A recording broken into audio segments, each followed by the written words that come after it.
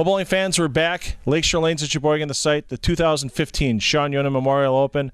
And Joey, we started with 72 bowlers today, some of the best bowlers from the state of Wisconsin and Northern Illinois, down to the Final Four on TV. And I'll tell you what, the two matches we have today are going to be pretty spectacular. Our first match, Dave Bears and Chris Van Akkeren, a couple of pretty solid right-handers out there. Yeah, Milwaukee's finest against Chris. I mean, Chris has got game, so it should be an interesting match.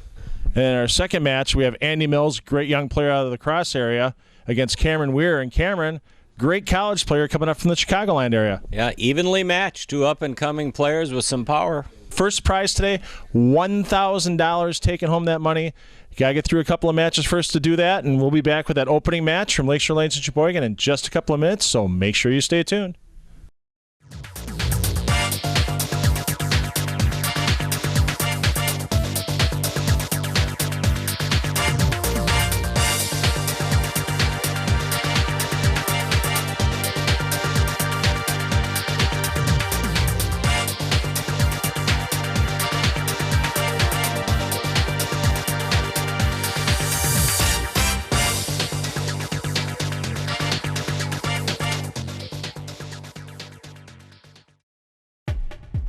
Eileen's Bowling Buddy, used by high school and college coaches and members of the PBA Tour to train, warm up, and rehab. Get all the information at eileensbowlingbuddy.com. Opening match from Lakeshore Lanes in Sheboygan, the 2015 Yonan Memorial Open Tournament. This tournament has a little special meaning where leadoff bowler Joey Chris Van Akkeren, currently out of Chilton. Yes, it does. Chris, the 1995 Sportsmanship Award winner and a friend of Sean's. Yeah, they bowled in the same youth leagues together here at Lakeshore Lanes. Chris, a few years older than Sean at the time, but winning that first Sportsmanship Award means a lot to him, and a little extra gusto on that shot to start off with a strike. Yeah, Chris has a great physical game, very solid at the line, great follow-through, kind of an unforced release, which is the mantra of today's modern-day game. Yeah, and it's been 6 years since we've seen Chris Van Akkeren on one of our Time Warner Cable SportsChannel shows. Not as long here for Dave Bears, though. Saw him recently at the Action Singles Shootout, and another great shot there by Dave. Just a classic style he has. Well, you know, Dave and Chris both, you know, solid as a rock at the line, great tempo, an unforced release. They don't try and spank the ball at release. They kind of let it roll off the hand the way the ball should. Makes it easier to repeat shots. And definitely needed to be repeating shots out here today. Kegel's Abbey Road pattern was used, so that's 40 feet in length. It's just above a sport compliant or a PBA compliant type lane pattern. Bowlers had to make good shots and only took a 200 average on the head to walk out of here with some cash today. So we know the scores. Boy, if a bowler can put a 4 or 5 bagger together on TV, they're going to have a pretty good chance of winning a match today. Right, but it should help. We should be able to see some scorers here playing on the same lane, same pair, whereas in qualifying, moving pairs. Qualifying, moving pairs across the house. After the 72 bowlers that bowled today cut their way back to the top 16, it was a couple of 2-game total pin matches to get to the top 4 that made the show here today.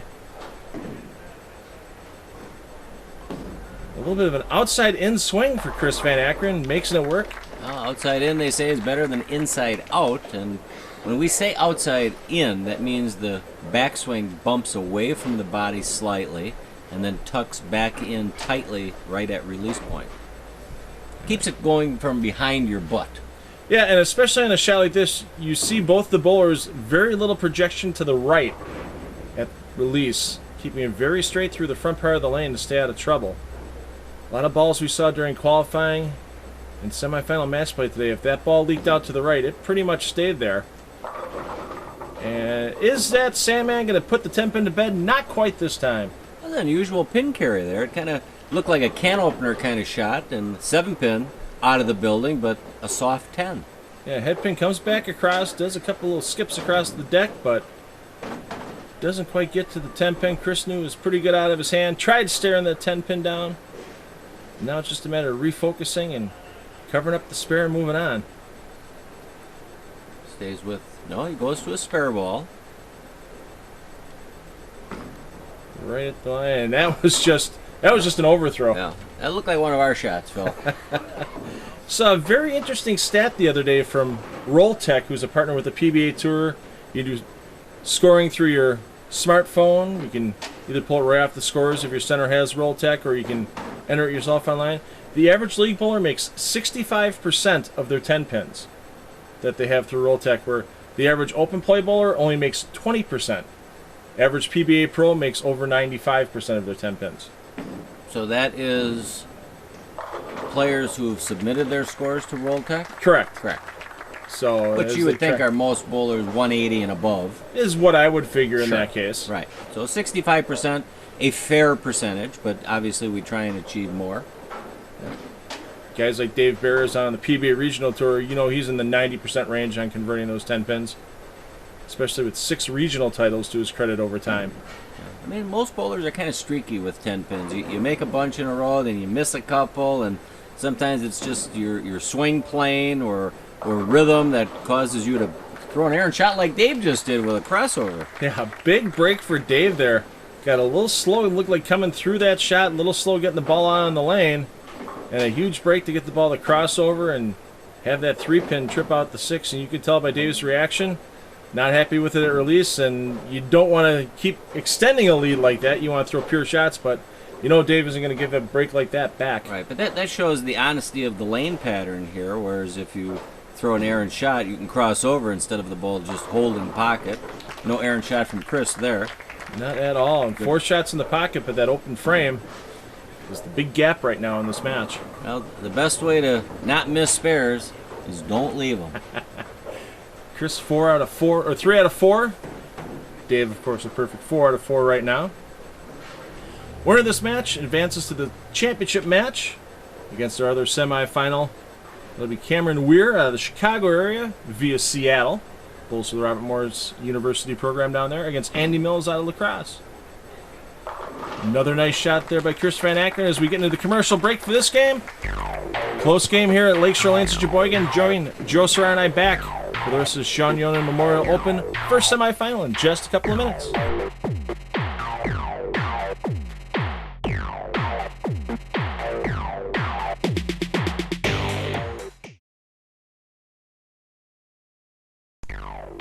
Due to time constraints, we had the bowlers bowl through the commercial break. Dave Bears stepping up in his half of the 5th frame. A little right of the pocket, lucky to trip the 4-pin out, still leaving the very choppable 2-5 spare, but he has no problems picking it up. Moves over to lane 3 at Lakeshore Lanes in Sheboygan. Gets that ball to hook into the pocket, scrambles everything up nicely, taking that 8-pin out late. Chris Van Ackeren steps up in his half of the 6th frame. Gets the head pin to do a lot of damage carrying that strike. Starting off the 7th frame, Chris Van Ackeren gets that mixer, and we're back to live action with Phil Brylow and Joe Serrar. Has that lead down to a single pin for Dave Bears over Chris Van Ackeren right now as we get into the bottom half of the 7th frame. You know, Dave, his only errant shot so far has been on this lane. Last time up, he left a 2-5 light. We'll see if he inches right or just gets it off his hand cleaner. I think he might stay in the same spot, especially with a higher ref player like Chris Van Ackeren in where he's at, and right there, and no break on the 7-pin. Yeah, came just a little late off the break point and didn't quite get the 7 done. You'd think when you throw a few pins there, it would have a chance. 4-pin just tipped the wrong way. Yeah, there's 3 left on the deck, none of them knocking that 7 down, and Dave knows made a heck of a shot there, but bounced back, tries giving it a second stare down, see if it changes anything. So that's back-to-back light shots for Dave. He carried on lane 3. So you think Dave is going to make an adjustment of some sorts or a ball change? Could be on lane 4. It's a close match. He still has the lead, but Chris Van Ackeren can throw another strike out there. Chris will take that lead over. Right, but he did come light on this lane too. If you remember, he kind of mixed up the 2-4-8 and had the 8-pin tip over late. We'll see. Looks like he looked down his feet to make a last-second some type of adjustment. It's hard to tell which way. Right, and there are times when the lanes transition, bowlers need to move right. It's not always left. That's just pitched outright. Oh, he missed right on that without question. And you can see here with that lane pattern today, that Kegel Abbey Road pattern, Boy, any balls that seemed to be projected the slightest bit right didn't make it back. Saw a lot of straighter angles through the front part of the lane today. And boy, if it goes right, it stays right. And no gimme for a spare here on the 1-2-4-10 washout. Giving it a good run. Not enough of the head pin. Just a touch too thin on the head pin, and that could be extremely costly open, especially with Chris on the strike train right now. Well, absolutely. Dave Barra stepped up with his 2 shots in the 7th and 8th, still with a lead. Chris Van Akkeren can get out ahead by over 30 pins if he can strike here in the 8th and 9th frames and pretty much lock the match up. Watch the modern-day push away of Chris Van Akkeren, which is more of a drop the ball into the swing instead of pushing it out in front. 4 steps down and out. How about that? Another That's 10 back. Definitely one of his best shots of the match, and I think he's smelling blood in the water. Well, when you get an opening from an opponent like Dave Barris, you better jump on it. you have to. You know the experience that Dave has between local events, regional tour, PBA national tour. You leave him any type of opening, he's going to find a way to fight back and try to take the match away from you. But no matter how good your opponent is, you got to think back to that old saying that yesterday's home runs don't win today's ball game. Yes, indeed. So no matter who you're playing against, it's a new day. You do have a fighting chance to beat anybody. And we've seen matches where it takes 250 to win, and we've seen matches where it takes 150 to win, and the way Chris Van Akkeren's going, it's going to take 250 to beat him today. Yeah, I think Dave knows it. He's just going to go through the motions, get out of Chris's way. I mean, if Chris goes off the sheet, that lone 10-pin in the 3rd frame may have cost him a perfecto. Yeah, I mean, 9 out right now for Chris Van Akkeren would be 234. Dave Barra strikes out. It's 233. So Dave needs to get this one to even put pressure on getting good count on Chris Van Akkeren. A little out to the right again, and not enough recovery to come back. Yeah, it really does appear as though it got a little tighter for Dave down lane, even though not for Chris. And sometimes that's just ball choice. Well, especially if you get a ball that is a little bit later in shape, I guess you could say, more of a hockey stick shape than a gradual arcing motion to the pocket. Sometimes that hockey stick gets a little extra oil and can't make the recovery all the way back, and that one even lagged a little bit. Well, yes, it did, and you know, it can be a difference between a pearl and a solid resin. Pearls typically have a little later transition point. I mean, the game's more complex than what most of us remember from back in the 60s, 70s, and 80s. Equipment choices, layouts, surface prep, all play a part in matching up to bowl your best. Oh, and that's such a key to the modern game, is matching up the equipment properly to the lane pattern, properly to your release. Ball change from Dave and 10 back, and the ball definitely read the lane a little sooner. Looked like Dave went to an LT-48, one of Brunswick's new pieces. Yeah, Dave has been a Brunswick regional staffer for quite a few years. And that's not a rubber LT-48, that's reactive resin. So, Dave looking to just finish out strong here. He's going to take home 3rd and 4th place money, since this was a bracket format used today for the semifinals in TV. $425 he'll be taking home. Still not a bad payday for Mr. Barris for an afternoon worth of work. Oh, no. And again, it's supporting a good cause. Dave, with a spare here, gets a respectable 213. No problem covering up. And, yeah, it's a tough one to take.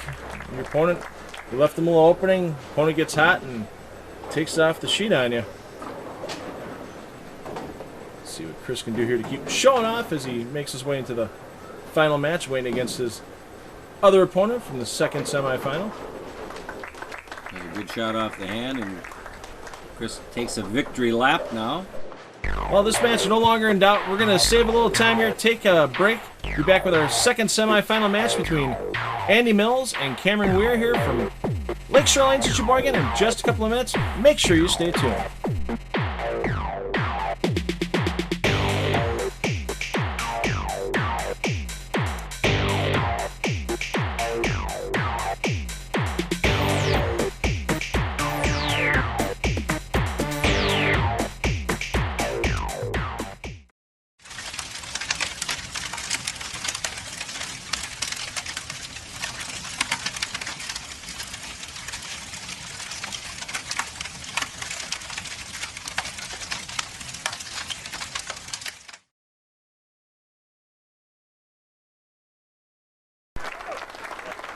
Our second semifinal here for the 2015 Sean Yonan Memorial Open in Lakeshore Lanes in Sheboygan.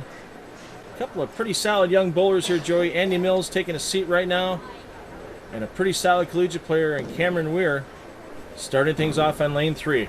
Yeah, this is the new generation of players in today's game. We'll see a solid approach, great release, reasonably high backswing. And I think for you or I, that may have been a 6 count. Yet with that good roll, he gets 9, because that was a little bit of an errant pitch to the right. Yeah, I'm sure with a little bit of lane play. Open up the lanes a little bit down lane for the players, so I'm sure we'll see the balls continue to look a little bit more as matches go on. Right. And that shows the importance of a good release. I mean, obviously bowlers need to be consistent in today's game, but you need to get good heavy roll on the ball so it can turn an 8 count into a 9 count or a 6 count into a 9 count, because you're not going to chop single pins. You may miss it, but much higher percentage in a conversion rate. Oh, absolutely. And if you keep stringing 9 counts together in spares instead of 7 spare, 6 spare, you're going to gain 8 or 9 pins a game in count as well. Andy Mills, similar style, kind of a straight-legged release, but doesn't seem to affect him adversely. No, we saw Andy recently made the top 4 at the Action Singles Shootout back at Motion Plus Lanes late in 2014. Andy Mills, good friend of Trevor Yonan. They were both part of the Nicholas J's Pro Shop team. I was going to say, they are teammates. Yes, indeed. Won the USBC Nationals team event in 2012 in Baton Rouge, Louisiana.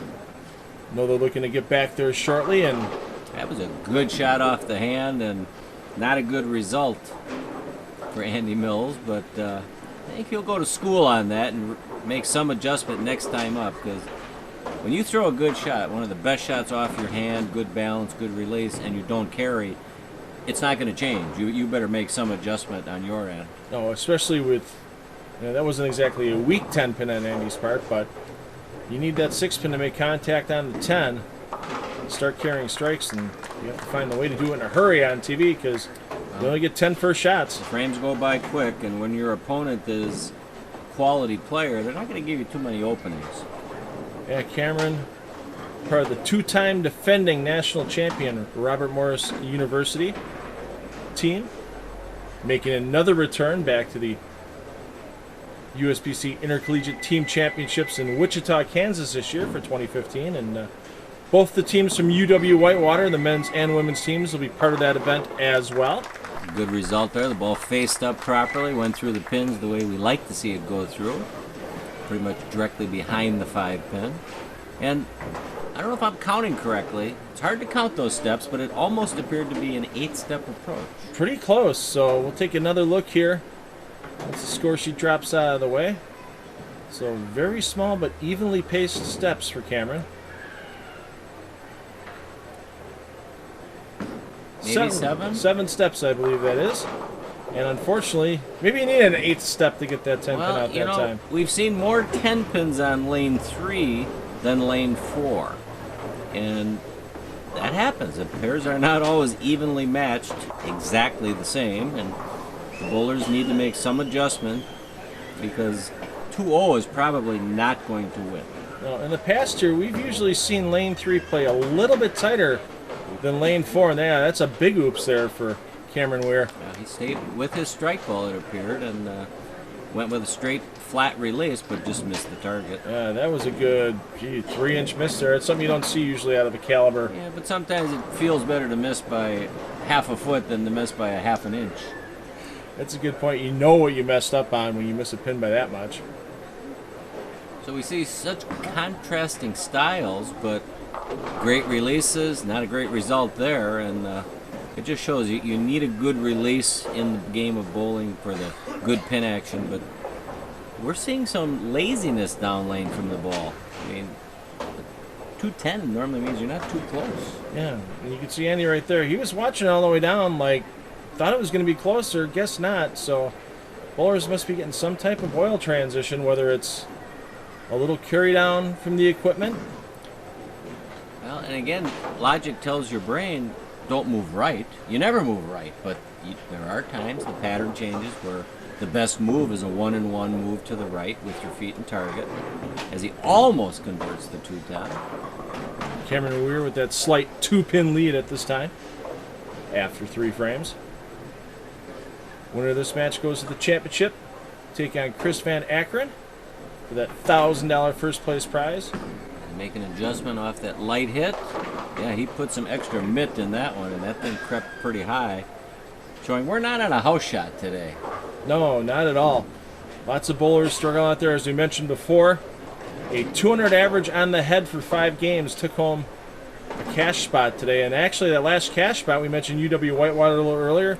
Their coach, Sean Wachner, doesn't bowl as much as he used to with all the coaching he does. Finished in 24th position. Took home a little chunk of change, a little added money, thanks to all the sponsors here today at Lakeshore Lanes. Yeah, and another open, and maybe 2-0 will win this match. It could be. We saw a lot of transition as the lanes went on today. Match play, we saw bowlers making pretty big moves, radical ball changes as the day went on.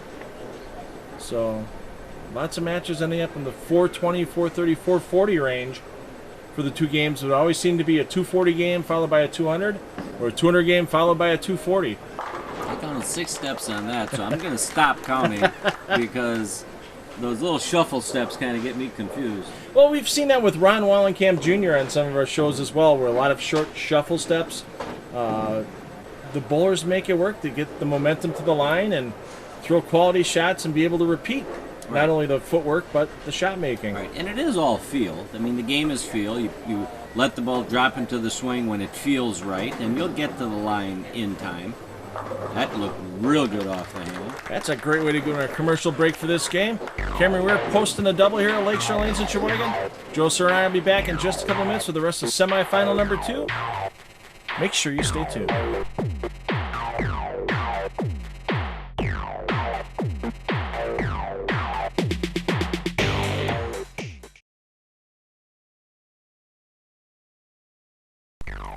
We the bowlers continue bowling through the commercial break to keep up on the pace.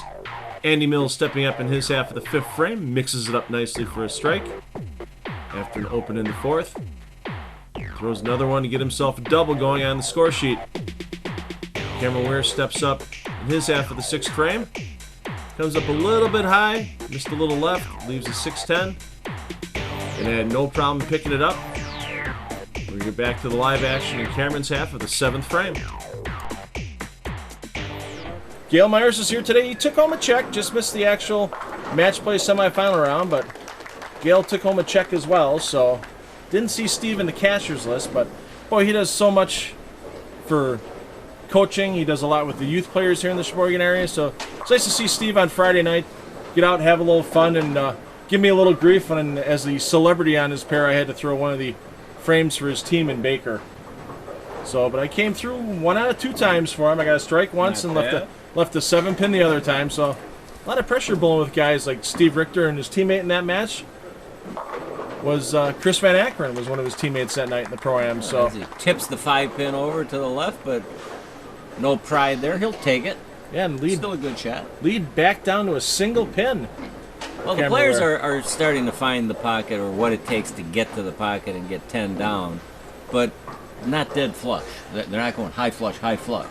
Yeah, and it seems to be constantly changing. It's the little subtle adjustments these bowlers need to make. Right, and this pattern, Abbey Road, does have a little more oil volume near the end of the pattern, and that can be what creates oil carry down, and it's just our job as bowlers to read that and make the adjustment. Not a good adjustment there. Oh, he just gave that one about 130% at release. You could see his arm swing. Trying to save it, he went way out to the right with his arm swing, but he really hit up on that shot and revved the heck out of it. Lucky to just leave a 6-10 on that ball. Yeah, and Andy knows that was a critical shot right there. Too bad there's no mulligans in bowling. I've seen some charity Pro-Am events where you can purchase a mulligan. Well, that's as a bowler. You can purchase 1 or 2 games, but they're not cheap. Remember one event, it was a $30 entry fee for the Pro-Am, but if you paid another $10, you could take a mulligan on this shot if you wanted. So it all went right into the it's one way to build up the jackpot a little bit. Yeah, or add some more funds to the fundraising effort. So that was pretty neat to see. Well, Cameron working on strike here, looking for a double. Really extend his lead. Kicks to 7 and 10. And that was light pocket because he was kind of inside the pattern a little bit. Still got the job done. That's heavy roll on that ball. Yes, it is, and that gets his lead out to 13 pins. Can extend it to 23. I mean, we saw a deflection when that ball went through the pins where the ball finished behind the 9 pin, yet the rack was obliterated. Well, and there's just ball speed's so important nowadays to keep up with the power these bowling balls naturally have with the cores and cover stocks. You're a lot better at keeping your ball speed up than you're worried about increasing your rev rate, it seems like, a lot of times. Yeah, Andy knows it's pretty much over. Well, not mathematically. Not mathematically. But it just, you can just sense momentum inching into Cameron Weir's back pocket. Yeah. 213 the maximum here for Andy Mills if he can go off the sheet. I mean, spare strike for Cameron Weir, and he's in the high 2 teens. So a strike here by Andy Mills is a must. It's just like Dave Barrows' shot we saw earlier today. You get that little float right. Very similar on the opposite lane. Dave left it on, but a little bit of wide pitch and not a great release off the hand, and you're looking at ugliness. Oh, that's on a spare too, so that 5 count really going to hurt him. Pretty much conversion here to have any chance forcing Cameron Weir to open, and well, they say good bowler takes 1, but not in this case. That's a little painful to take as a right-hander, hooking the ball into the 1-3 even with plastic, and you still. Oh yeah, we've all done that though, Phil. So I mean, we can all feel his pain right now as he quickly gets into his next shot. So we all forget about the last one. Yeah, knows pretty much. And yeah, he's just trying to get out of the way. Yeah. Well, another $425 paycheck for that 3rd and 4th place tie with Dave Barrows today. I'm sure Andy will make amends in the near future, especially when he's out in El Paso at the USBC Open Championships. A little traveling money for Andy today here, thanks to the Yonan family with the Sean Yonan Memorial Open and all the sponsors, Lakeshore Lanes among them. I want to thank the Hilbert family for all their hosting all weekend long, especially the next show you'll see here on Time Warner Cable SportsChannel, the Sean Yonan Memorial Youth Classic. 4 divisions of competition: high school girls, high school boys, college girls, and college boys. We'll bring you the finals of each of those divisions on our next show here with a little guest sideline commentary from Leanne Barrett-Hulsenberg as well. Looking forward to working with Leanne. Leanne, a great bowler in her day. In fact, some would say her day is still here. In fact, I think we'll soon see her. I'm sure we will. USBC Ladies, Queens. Sure. And the Queens is up in Green Bay, and the new Ladies Professional Bowlers Association Tour begins shortly. Yep. I'm looking forward to being a part of that as Extra Frame covering the PWBA events. I'll be dialed in to listen to your commentary. It's always insightful and funny. And with this match no longer in doubt, we're going to save a little time. We're going to get back with our final match here from the 2015 Sean Yonan Memorial from Lakeshore Lanes in Sheboygan in just a couple of minutes. Make sure you stay tuned.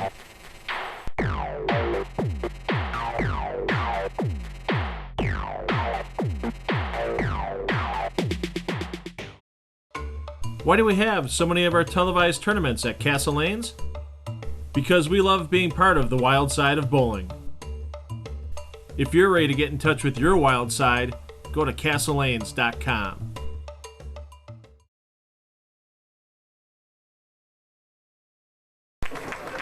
Well, bowling fans, you've waited all day for it here from Lakeshore Lanes in Sheboygan.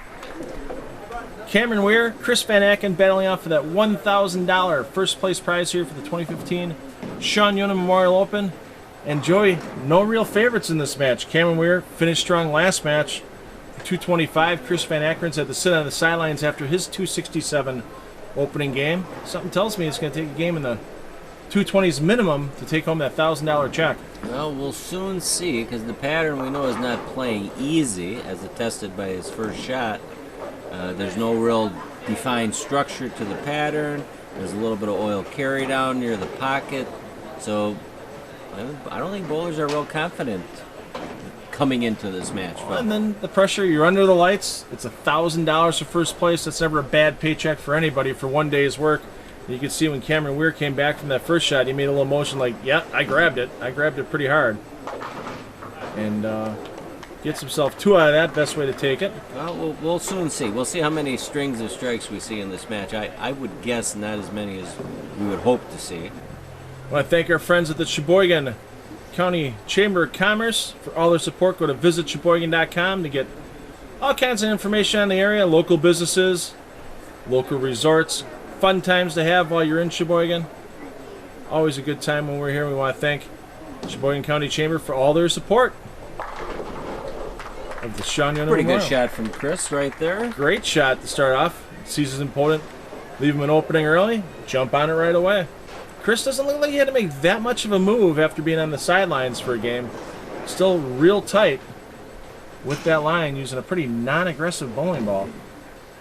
Well, you know, when lanes are tough, sometimes the straightest line you can take to the 1-3, the better off you're going to be, as long as you can maintain some pin carry. When they're easy, hook the lane. And we do have a shot clock in play here. It's 25 seconds from when the bowler has their ball come back from the ball return, or the opponent's ball comes back. And starting your shot. And Chris Van Ack can get a little close on his first 2 shots there. First time is a warning. Second time is a 0 for that ball. So I'm sure Chris watching the shot clock. All right, so no monetary fine, but a pinfall fine. Pinfall penalty, that's correct.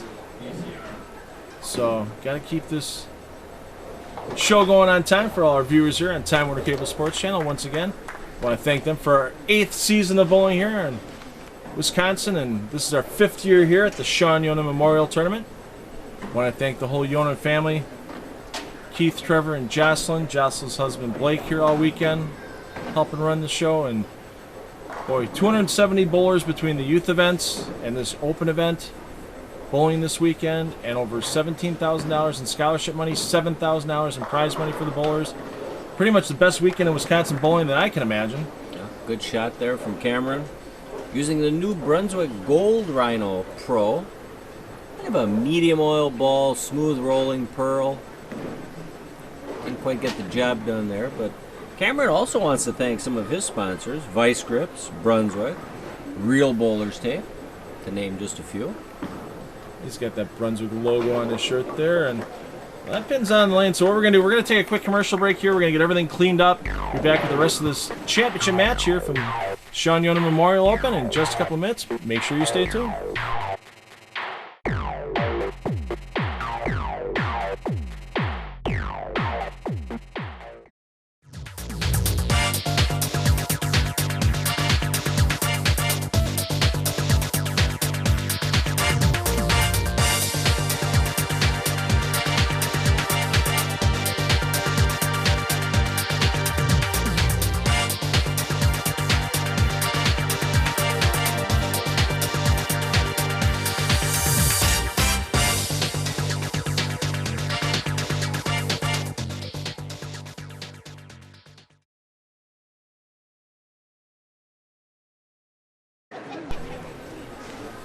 Lots of action remaining here in this championship match. 2015 Yonan Memorial Open from Lakeshore Lanes in Sheboygan. Enjoy Cameron Rear coming back off of a first frame open. Still down by 11 pins. That came high last time on this lane. Moved in a little deeper. Pretty good shot off the hand there, Phil. Yeah, even though that ball is not covering a lot of boards on the lane, it is hitting like a truck when it gets to that 1-3 pocket. Watch the replay, watch that ball angle through, no deflection at all, splits the 8 and the 9. Prettiest shot you could throw in the bowling lane, in my opinion. Chris Van Ackeren looking to maintain his lead, working on a spare in the second frame. Remember, fans, $1,000 first place prize on the line for this match. Second place taking home not a bad check, $650. Yeah, I think Chris knew that off his hand. He kind of turned it a little early. Ball went left of his intended target. He knew it was high immediately.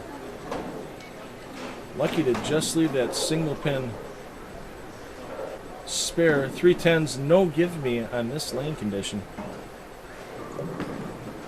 So I'm having problems with 10 pin earlier, no problem converting that 3 pin there. Keep himself ahead by 10 pins in this match. as he moves over to lane 3. And this seems to be the lane that's really giving the bowlers a lot of problems as the day's going on. It is playing a little trickier. In fact, both lanes appear to be a little tricky now. And it's hard to make an extreme move when you think you're close. Another one he did not like off his hand. Could have been disaster there. Huge break to get that 10 pin out of there on a runaway crossover. And you can see at the back of the approach there, Chris not happy. He was giving up on that shot before the ball got to the arrows. Knew it was terrible. And a big break as the 3-pin blows over, the 2-pin maybe even blows over and takes the 10-pin out on that split. Yeah, he's had 3 errant shots in a row after his opening perfect shot. And sometimes it's just the bowler. You get a little out of sync and you just don't throw your best shot. And on a tough pattern, it shows. And when you're leaving single pins, though, on bad shots, you got to feel a little fortunate. You're not leaving donuts on your score sheet for your opponent to get ahead of you with. All right, we don't want to see donuts on the score sheet. We'll see him in the back settee area to nibble on. But now Cameron left a 10-pin last time in this lane on a good shot. He's on a strike. He's going to try and take control of the match right here. Solid out of the hand, and another ring 10. Another solid 10. Yeah, that's back-to-back. And that's normally not a good sign when it's your best shot and it still doesn't carry. And it's tough to make that move to get 10 down when you go, gosh, ring 10, what else can I do? $1,000 on the line, you make the wrong move and open, you could fall back behind in a big hurry. All right, so here he's had 3 out of 4 flush and still no double. He gets that pin to bounce pretty easily, doesn't he? Yeah, he does. That 10 pin gets a lot of airtime as it bounces off the kickback and back off his bowling ball. Well, he's on his good lane now. He's been high flush here, at least the last shot. I want to thank our friends at Action Heating and Cooling and Now Plumbing, sponsoring the Action Team Shootout happening April 4th at Motion Plus Lanes, but you can't get your team in anymore. That one's sold out, but we'll bring you coverage of those finals in May here on Time Warner Cable Sports Channel. And just fast on that shot all the way. Just a little fast. Very difficult spare on any pattern. And with this, as tight as the match is, you got to figure he's just going to probably play it as safe as possible. Get that 2-pin for sure. Well, he already has 1 open, so he's down in the match as it is. I mean, he may go for it, Phil. Out of the sand, a little bit to the left. Need that little friendly bounce he was getting earlier. Yeah. When he needs it, he doesn't get it. But so he is down mathematically a good 20-22 pins. Yet he's had a pretty good look to the pocket. Yeah, Chris Van, sometimes it's the breaks you create for yourself while you're bowling, and Chris, fortunate to have created a few, keep himself clean through the first 4 frames. Looking to stay clean in the 5th. Solid out of the hand and stared that one down. There, yeah, pretty good shot off the hand. And you know, sometimes when you're lost, all you got to do is find it and make some great shots off the hand, and you are back in the match. And Chris sent a little message right there. I'm still here. Yeah, right now, get that lead extended out with a double here in the 6th frame. See if he can make the necessary adjustment here. He left that 5-pin last time on the cross. Stays down with the shot. Good off the hand. Good mix, but not enough to get that 10. That could have been a 7-10. Yeah, that 7 was standing for a short period of time there, and I'm sure a little bit of terror went through Chris's mind before that 7 fell. Headpin finally got itself over there to take it out. He knew he threw a good shot, and Chris gets animated when he bowls, no doubt about that. Good to see a little emotion out of our players today. Well, you should. And when you throw it good off the hand, you really need to have some of that energy translate to the pins, and I think that's what Chris was trying to emit there. Well, keeps himself the 22-pin lead. All over that 10-pin. Cameron Weir, another little bump to the left on the approach, so these seems to be move left, but keep the ball straighter down the lane as these players move on. And then once again, that's a little weak 10 though. Yeah, he kind of got in deep, sent it a little right, made the move, but not with enough authority to carry that 10. A little bit of frustration. See the deflection there, sure. I mean, he's kind of maintained the pocket all match, but you got to get 10 down in this game. Well, he's going to need at least a double, if not more, to get himself back in this match. With Chris Van Akkeren just staying clean, and another 10-pin almost makes its way out of the pit. Working on a little frustration on that corner pin. I want to thank our friends at Eileen's Bowling Buddy for all their support of our Time Warner Cable SportsChannel shows this season.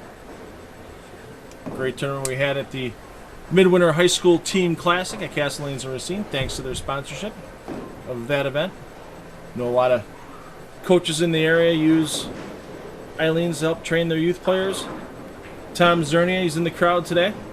A little high. That was kind of the normal adjustment of coming off a 210 light. You tend to help the next one, but at least he leaves himself a makeable spare.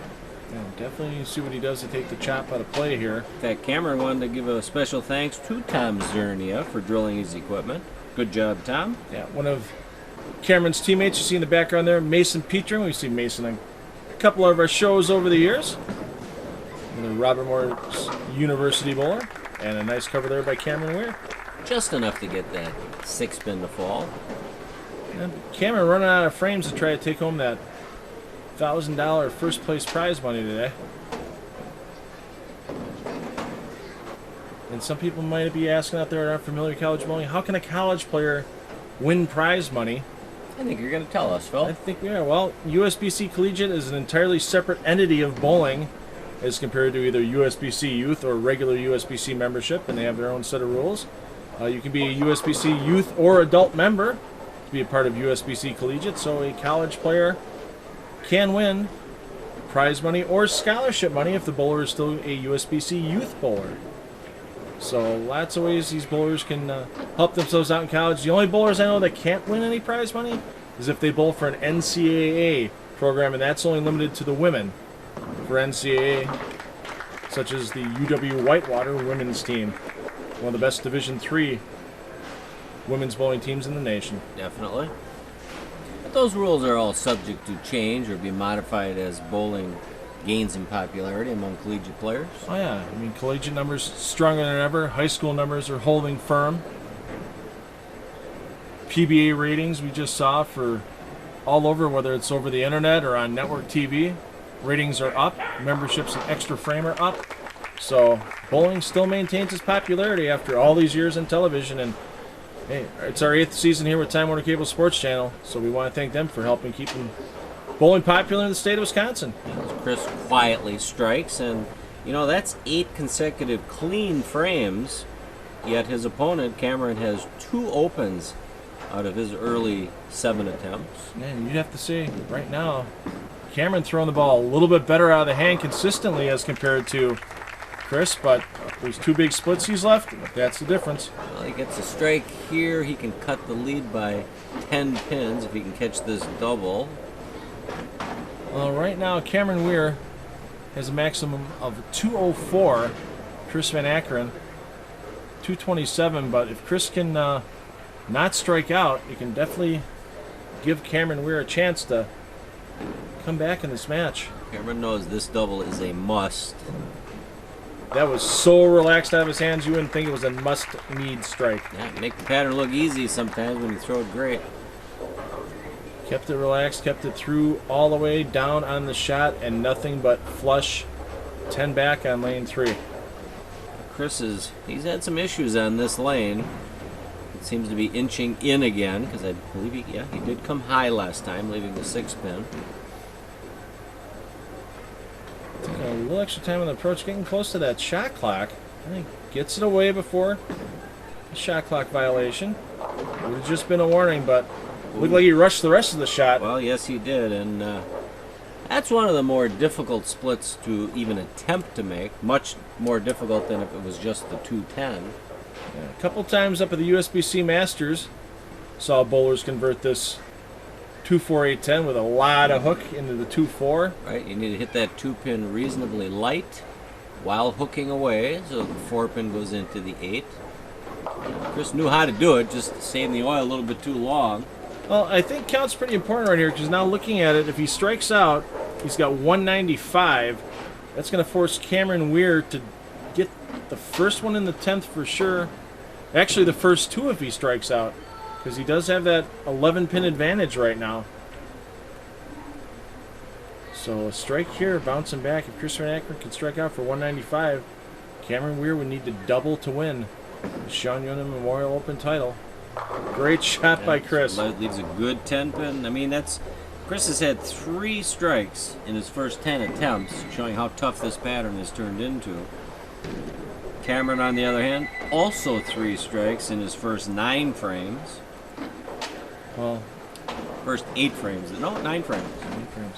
Spare here is huge because if Chris can go spare strike, it's 185, and that still forces Cameron Weir to get the first strike in the 10th to win, because if Cameron were to go 9 spare, it's 183. So count here important as well. Chris needs at least a 9 count to force Cameron Weir to strike. This could be a nail-biter finish, Phil. 8 or less, we got a possibility of a tie. Let's see what Chris does here to bounce back off that ring 10. A little straighter on line that time, and that's the difference. Job well done. Ball finished behind the 8-pin. So 185. Cameron needs the first strike. Yes. Yeah, first strike and a couple of pins is all he needs, but he does need the first strike working on this double. 9 spare strike would be 183 and a loss. So Cameron taking a little extra time getting on the approach. And he's had all strikes on this lane. Well, 1 strike, but 3 consecutive 10-pins to start. Yeah, little bump left. He tripped the 4-pin last time on this lane. It looks pretty good out of his hand. Is it going to fall? He wiggles the 2. I mean, that was a gutsy move to move back in where he was leaving 10 pins, but maybe he felt the odds of tripping another 4-pin were less. Yeah, I mean, this 2-pin, watch how far it tips. It needs 7.5 degree of angle to tip over, and that got to about 5. Unfortunately for Cameron Weir, he's going to be taking home 2nd place money today. Covers up that spare $650. Still not a bad payday at all, I'm sure. He'll find a way to spend that in his last semester of school at Robert Morris University, Illinois, and get a little traveling cash for the Earned Collegiate Team Championships in Wichita. Chris looks a little dumbfounded there, like probably surprised he won. He probably would have said 185 a winner in this match when we started. He probably would have thought, no way, not even close to happening. And of course, when it doesn't matter anymore, they fall. Ball always carries. You see Cameron there, not happy, but handshakes in the books. 185, 183. Chris Van Ackeren takes home this title. Joe Sarai will be back from Lakeshore Lanes in Sheboygan to wrap this match up in just a couple of minutes.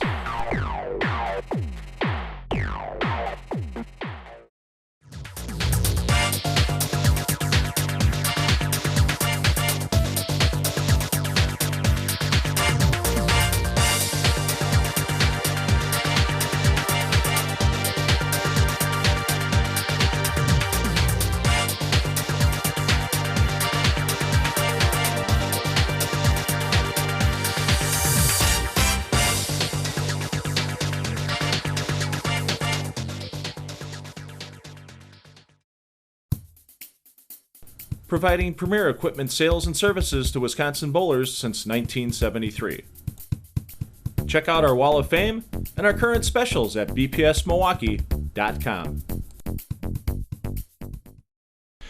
Well, Joey, we saw a lot of strikes the first 2 matches out of Chris Van Ackeren and Cameron Weir.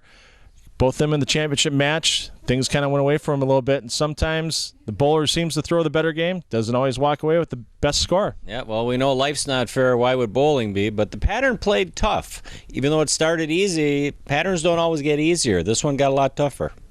Yeah, Chris Van Ackeren grounded out, showed back up in the 10th frame after 9th frame open, and he took home that 185 to 183 victory, gives him that $1,000 first place prize, and for Chris, known the Yonan family for a long time, it's a pretty good victory for him on top of just the cash money. Oh, I'm sure he's going to be celebrating tonight. No doubt about that. We're not done here at Lakeshore Lanes in Sheboygan yet. Sean Yonan Memorial Weekend continues. The Youth Classic coming up next. High school boys, high school girls, college boys, and college girls finals. 140 of the best youth bowlers in the Midwest coming in for those finals.